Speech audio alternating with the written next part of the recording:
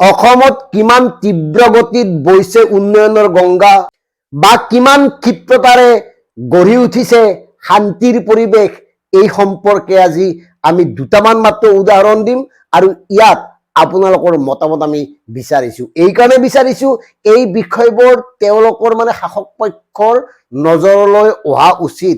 তেওঁলোকে এই কথাবোৰ জনা উচিত যে অসমৰ সাধাৰণ জনতাইনো কি ভাবে, কিমান শান্তিময় পৰিৱেশ সৃষ্টি হৈছে বৰ্তমান অসমত। এটা সামান্য উদাহৰণ দিছো। 1926 চনত অসমৰ একাধিক খ্যাতিমান ব্যক্তিৰ জন্ম হৈছিল, যিসকল বৰ্তমান সময়ত নাই, আৰু সেই সকলৰ অৱদানে অসমীয়া ভাষা, সংস্কৃতি, সাহিত্যৰ ভঁৰালটো অধিক চহকী কৰি গৈছে। অথচ সেই সকলক এতিয়াও বৰ্তমানৰ চৰকাৰখনে ভয় কৰে। কিয়?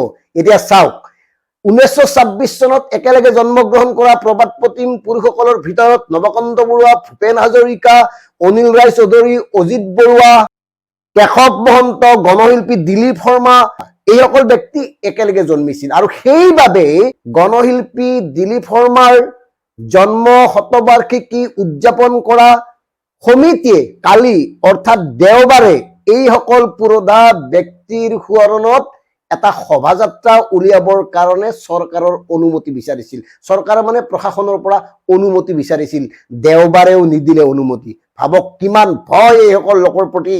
আৰু আচৰিত কথা, এনেকুৱা প্ৰবাদ প্ৰতিম প্ৰখ্যাত ব্যক্তিৰ সমদল উলিয়াবৰ কাৰণেও বৰ্তমান সময়ত প্ৰশাসনৰ অনুমতিৰ প্ৰয়োজন। এইটোহে আটাইতকৈ চিন্তনীয়, কাৰণ শান্তিৰ শ্লোগান দি থকা এইখন চৰকাৰে এই ব্যক্তিসকলক কি ভয় কৰি শোভাযাত্ৰা উলিওৱাত বাধা দিলে, অনুমতি নিদিলে।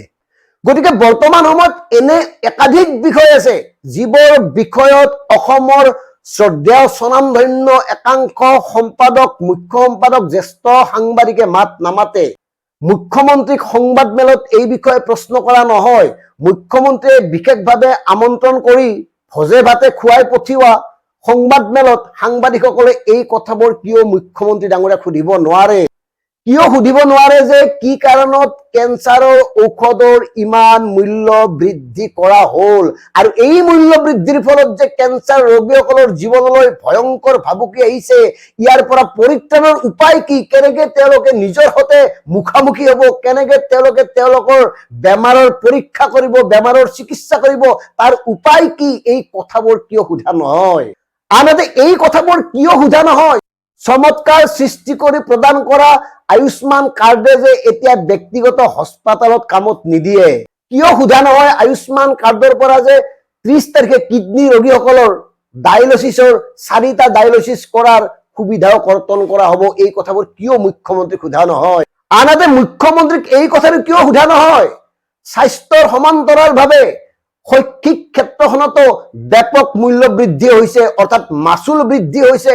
বিশ্ববিদ্যালয়ৰ ছাত্ৰ ছাত্ৰীয়ে মাচুল বৃদ্ধিৰ প্ৰতিবাদত আন্দোলন কৰিবলগীয়া হৈছে। আনহাতে কলেজসমূহক বিনামূলীয়া নামভৰ্তিৰ বাবে দিবলগীয়া টকা বিগত 1 বছৰে দিব পৰা নাই। কিয়? আনহাতে মুখ্যমন্ত্ৰী ডাঙৰীয়াই যেতিয়া সাংবাদিকসকলক মাতি নি মুকলিকৈ কৈছিল যে চন্দ্ৰ সূৰ্য থকালৈকে অসমীয়া ভাষা থাকিব, সেইখিনি সময়ত কিয় কোৱা নহল যে চৰকাৰী মাধ্যমৰ বিদ্যালয়, বিশেষকে বিজেপিৰ কাৰ্যকালত 8,000তকৈ অধিক বন্ধ হল।